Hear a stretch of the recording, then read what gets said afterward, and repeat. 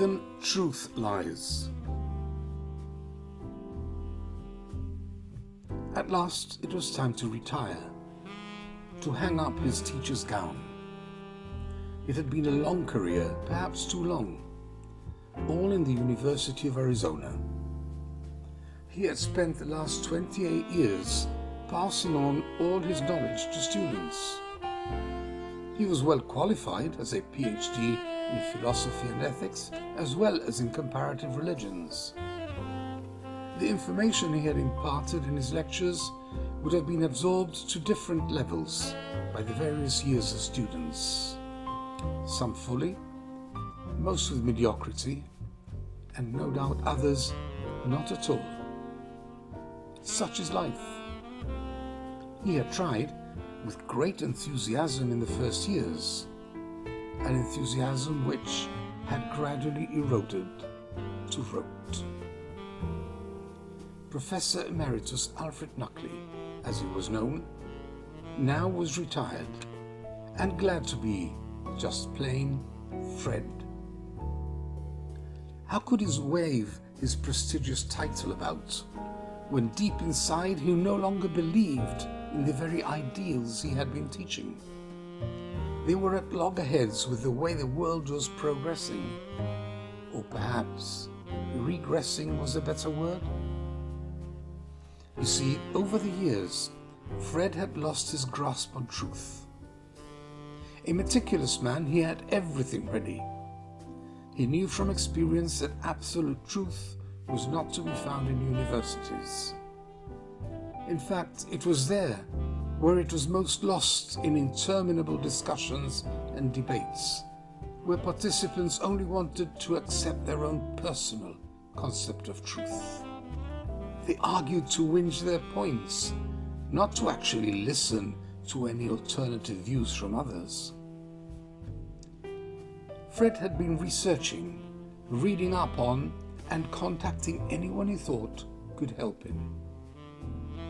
Knowing that truth, if it existed in an absolute form, must have always existed, he decided to look through the history of Native Americans to find how far back they could trace their origins. The Hopi Indians were the oldest of all the Native American tribes. In their folklore, they were said to trace back to Atlantis itself. The Hopis, whose full name was Hopitu Shinumu, meaning the peaceful people, were known for their deep spiritual beliefs based on animism. They believed that everything that had life had a soul, humans, animals, and even plants. Through personal contact with the Hopi Tribal Council, he had found there was a very old woman by the name of Kaea, living alone in a cave in the Escudilla Mountain, the tallest in Arizona. Kaea, a Hopi name meaning little but wise, boded well for Fred's pilgrimage, but no one knew for certain where her cave was. In fact, no one had spoken to her nor seen her face, which was always covered with a veil, or wearing a kachina, a Hopi ogre mask. She was reputed to be very beautiful and equally very ugly, depending on who you asked. Fred was well prepared. He strapped on his rucksack of provisions, including a pop-up tent, all in a carrier, and started his trek along the Blue River. This Kaea woman reputedly lived from nature, and the river was the only source of water in the area. It was logical to assume her cave home to be near the river. For 3 days he climbed the path along the river, looking this way and that for a cave or sign of human life. As the sun set that day, he opened the tent and prepared for the night. The night was fading fast, so he lit a small gas stove to heat his food as well as a tilly lamp, which he hung up on a pole in the tent. He turned, his eyes blinking from looking at the flame, and through its after image, he saw her. "Why are you seeking Kaeya?" The voice was soft, yet cracked with age. "You gave me a turn, I did not hear you." "Why are you seeking Kaeya?" Fred realized this was one of those make-or-break moments. He did not want to stare, though his curiosity was intense. The figure was small, and the face hidden behind a kachina, a mask much too big for a small body. "I am the seeker of truth, Kaeya. I have been a teacher of many truths for many years." "There is only truth, absolute truth." "That is why I am here. I wish to learn that from you." "Why does white man teacher need to learn from Kaeya?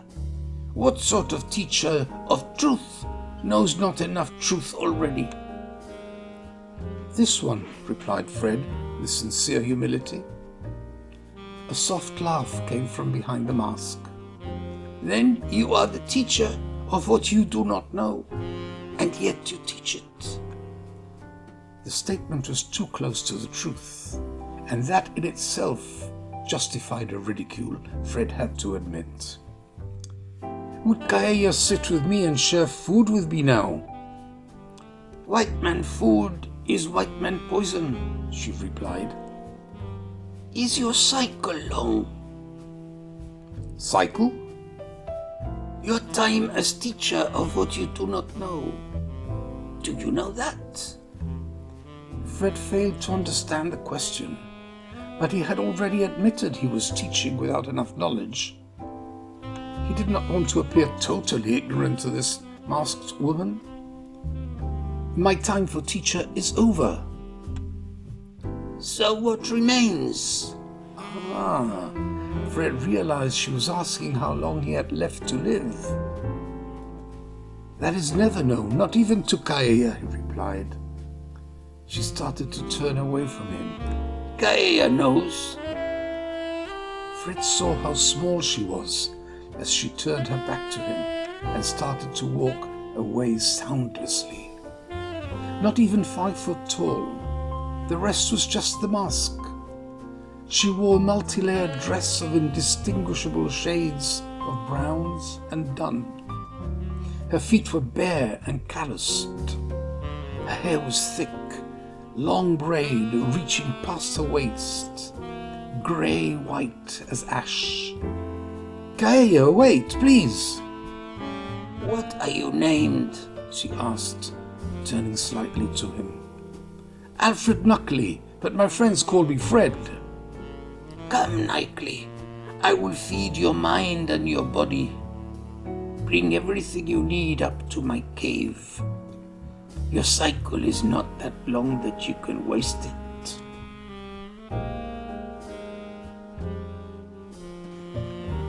By the time Fred had arrived at Kaeya's cave, she had removed the Kachina mask. Instead, she had covered her face with a veil, long to her knees, and he could barely discern her features. Though the entrance to the cave was small, in keeping with the size of its resident, once past the mouth, they were in a natural chamber with a high ceiling. Along one side, a trickle of water flowed continuously, fed by the river nearby. In the center was a stone and adobe fireplace, which served as a cooking stove and to warm the cavern which was Kaeya's home. Along the other side was a rudimentary bed with a mattress made of dried leaves. Blankets of Hopi weave covered it and served as a pillow as well. Fred crouched as he entered the cave and brought all his equipment in. He placed it near the entrance on the side where it would not obstruct. Night had fallen, so he unpacked his sleeping bag and set it at the foot of the old woman's bed. In a pan heated by the fire, food sizzled and Kaya stirred, chanting Askulai Lolomani, thanking her gods for all the blessings the food would bring them. The stirring song taking the place of the traditional rattles. First, drink the cold water, she instructed. It prepares the stomach to cleanse it for food. She dipped a clay bowl into the tinaja, a large clay jar whose slightly porous walls kept the water inside always cool.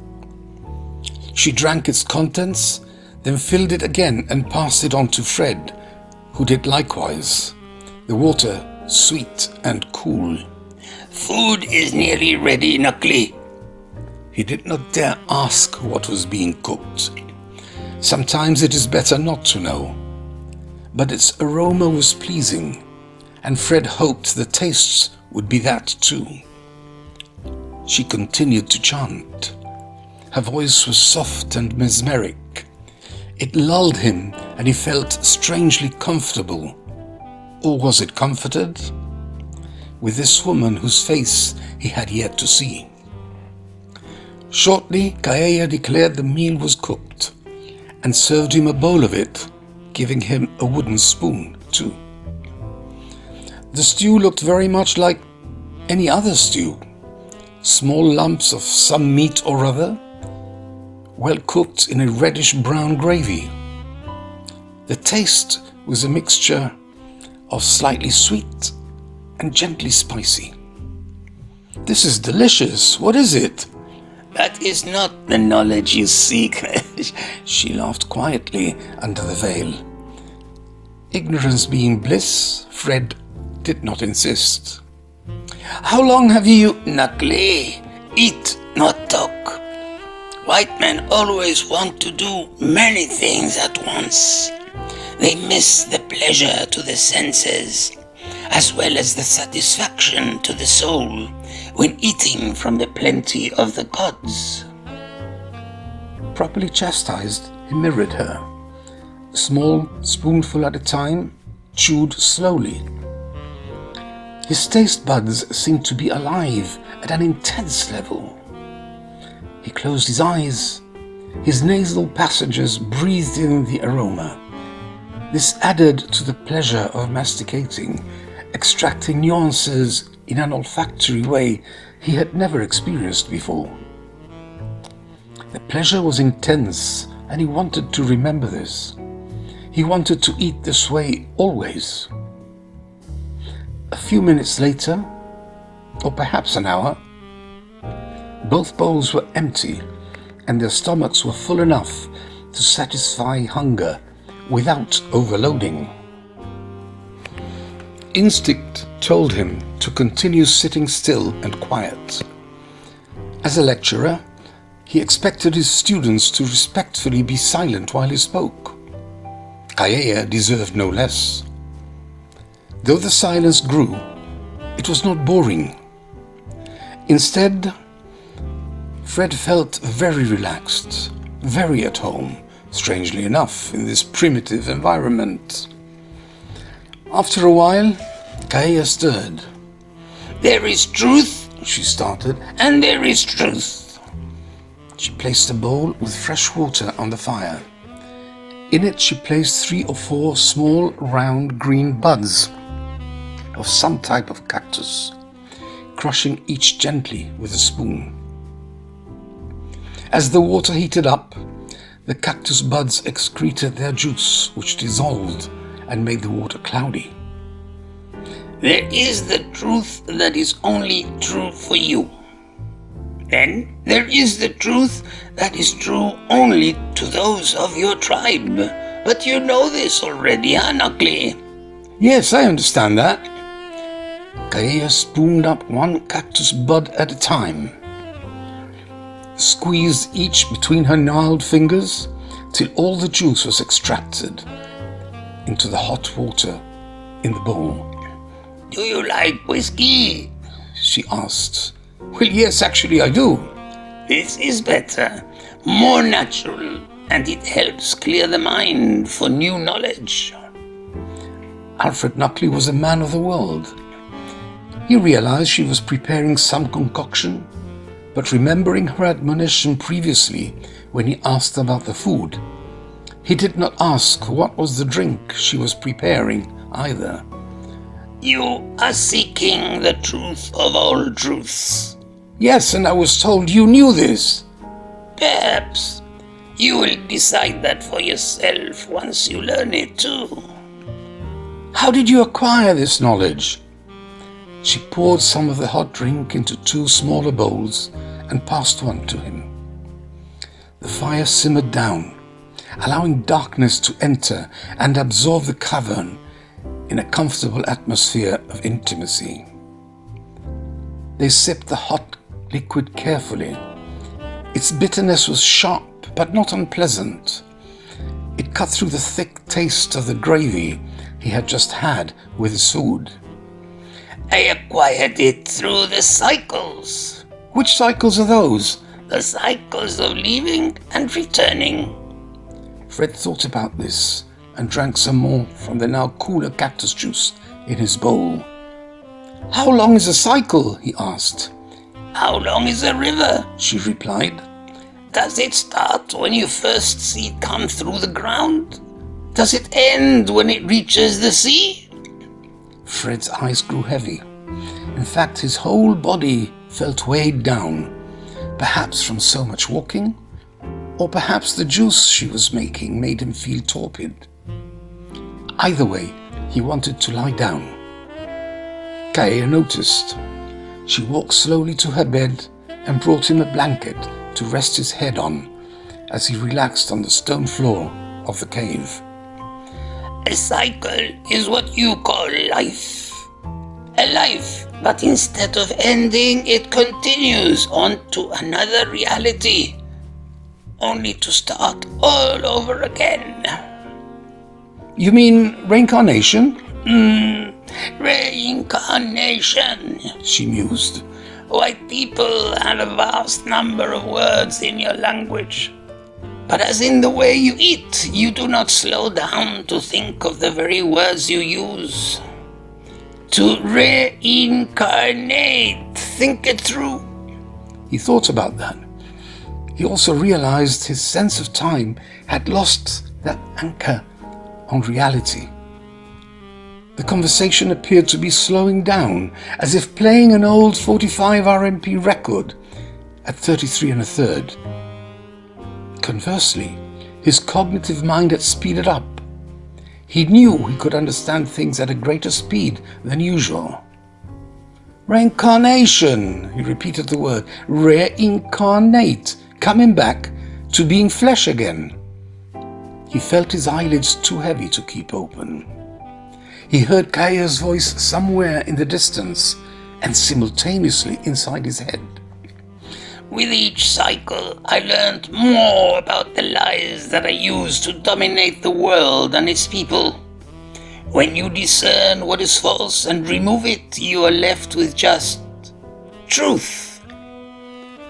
Fred felt he was inside a Son et Lumière experience. As a voice reached inside him, so did images of what she was speaking appear in his head.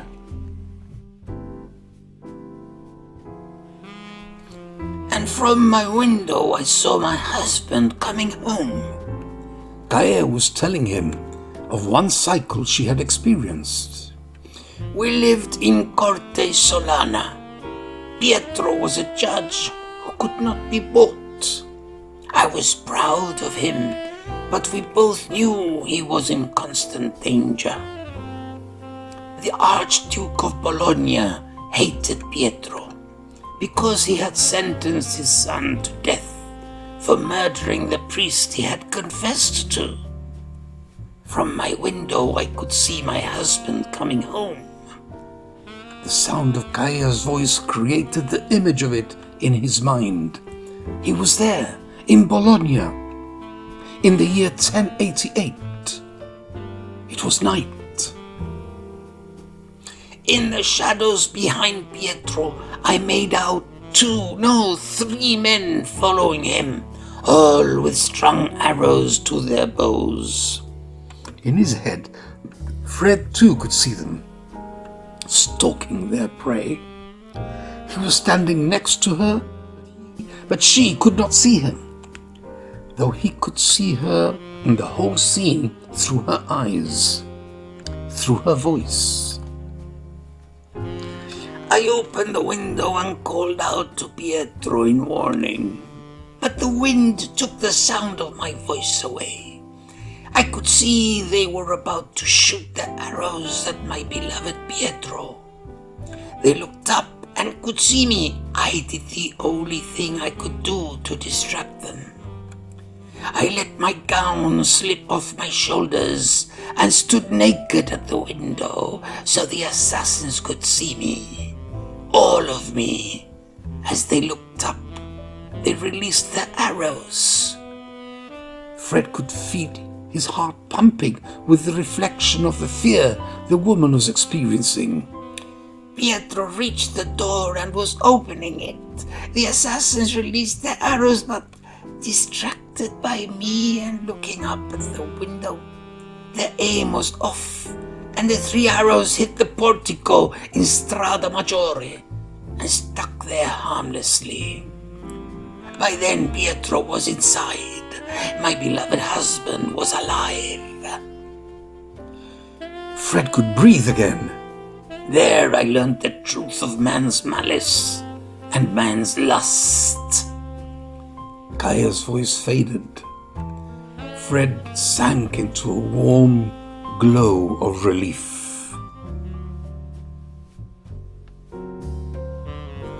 In another cycle, this was the year 1205. I was in Oxford. My name is Frideswyd, and I am a princess. I dreamt of becoming a nun. I had run away to Oxford because the king, John Lackland, called Jean Santerre by the French, wanted to marry me, but I refused. He was a weak and power-hungry man. In his mind's eye, Fred saw Oxford as Kaya saw it then, a far cry from the Oxford he had spent his university years in his youth. King John had met me in London when he had married Isabella of Gloucester, but he wanted to set her aside as she was a cold and sour woman, or perhaps because he wanted to be free for his debauchery. He sent me messages, later threats, that I had to go to him. He even promised to make me his queen. But I wanted to be married to God and no one else. The anxiety in her voice permeated Fred's own senses. How could she reject a king? King John found out where I was and followed me to Oxford. Through my faith or my fear, I found the way to curse him. No sooner had he reached the town outskirts when I cried up to heaven itself that he may never see me. At that very moment, he was struck blind. Fred wanted to shout out, to react, to cry with relief. The relief Frideswyd herself had felt then. He felt a hand on his brow. Kaya slid her hand down to cover his eyes, and he relaxed, back into the stupor induced by the cactus juice he had drunk. The king sent his emissaries to speak with me. I told them the king was blind because he could not see his own avarice and cruelty. Until he did, until he repented, he would remain blind. For all his power and all his crown, which he only gained through the death of his brother, Richard Coeur de Lion, the lion-hearted. John was a weak man, not fit to be king. It need not take him long to beg my forgiveness. and free me from any duty to marry him. I was free to be a nun. I was free to follow my faith in peace. Unconsciously, Fred sighed in relief. That taught me another truth, that any faith practiced with a pure heart was more powerful than the mightiest on the planet. Time passed, and Gaia kept telling her tales. She wove them all around the attributes of truth. Alfred Knuckley, PhD, with each story he absorbed, learned more about truth and desired more. With each story he wanted to see Gaia's face without the veil which covered it. Gaia, in whatever incarnation, was always beautiful. Surely she was beautiful still. Yes, She said, reading his mind. I was beautiful, but beauty is also a truth that can bring sorrow. Will I ever see your face? But she did not answer.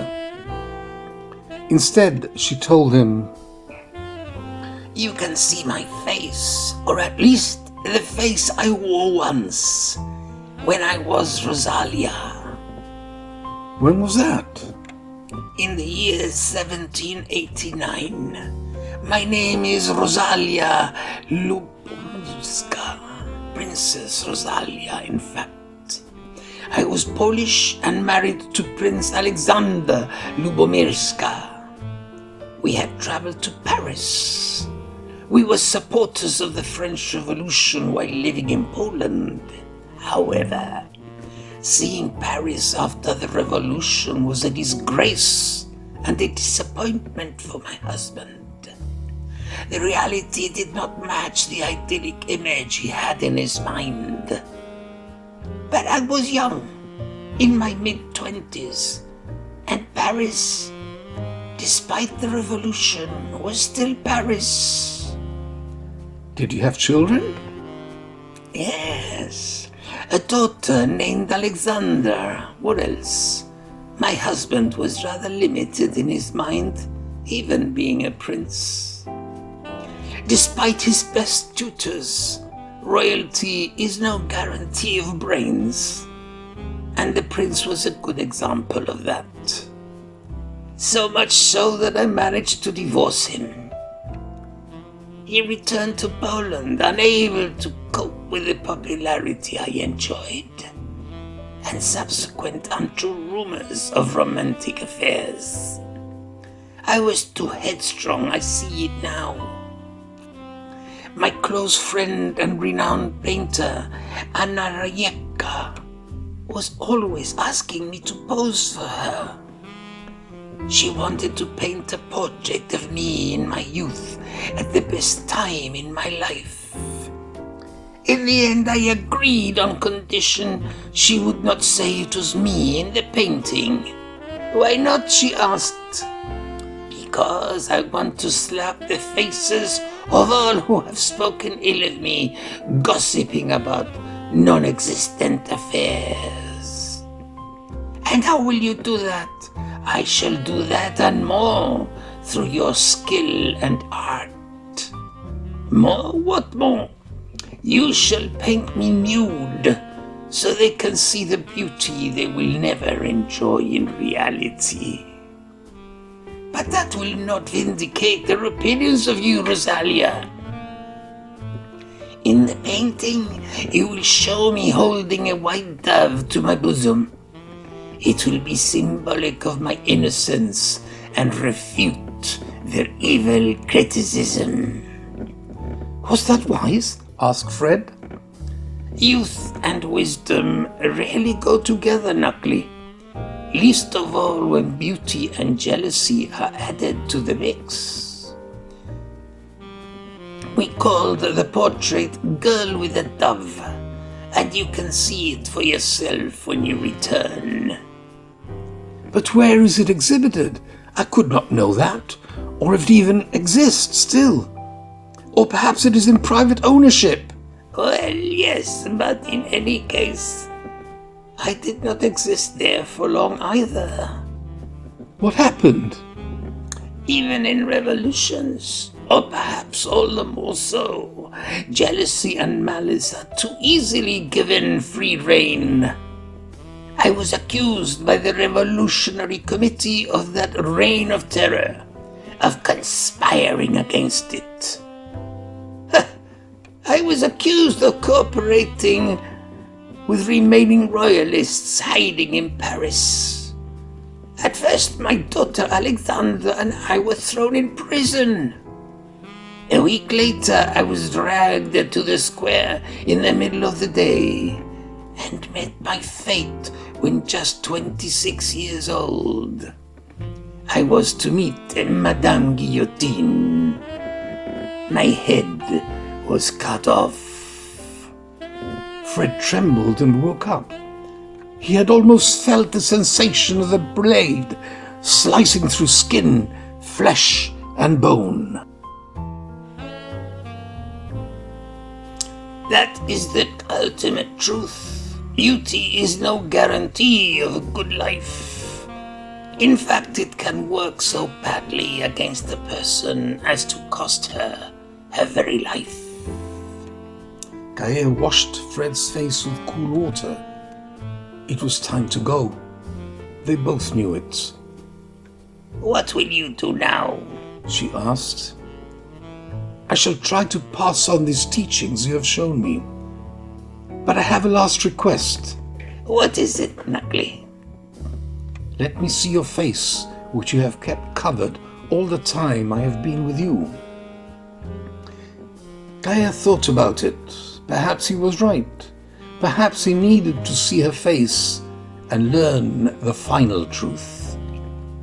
I will do as you ask, but first you will see me at my best, as Rosalia when my portrait was painted.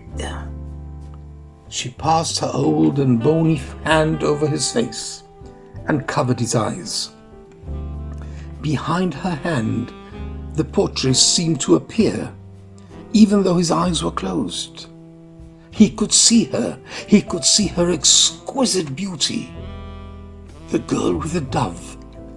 It was an image he would never forget.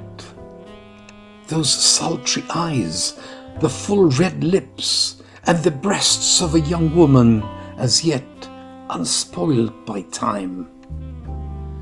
Truly, you were the most beautiful of women, Gaia. Now you will see me as I am today. Turning to him, she lifted the veil. There was a sharp intake of breath from Fred Knuckly. She was ugly and old, ugly to the terrible contrast of the girl with the dove. He was speechless. Knuckly, when you talk about me, promise me you will tell everyone I am young and beautiful. Why? Why the need to lie? Knuckly, you think because I live in cave I am not aware? Aware? Aware that in these cycles we're in now, beauty and sex have been corrupted and abused to sell products not needed, to make politics a profit, to sell novelties of technology and time-wasting nonsense, all sweetened by a beautiful face or naked skin, neither of which are mine any longer. Alfred Knuckly thought about it. It was so. There was no denying. But truth was surely above such surface banalities. As if reading his mind, Gaia smiled and insisted. You know I am right, Knuckly. Do as I tell you, and all you say will be believed. I know no one wants to believe it, but all too often, truth has to be presented with a beautiful face and beautiful body. Knuckly, this is the last lesson. Even truth lies.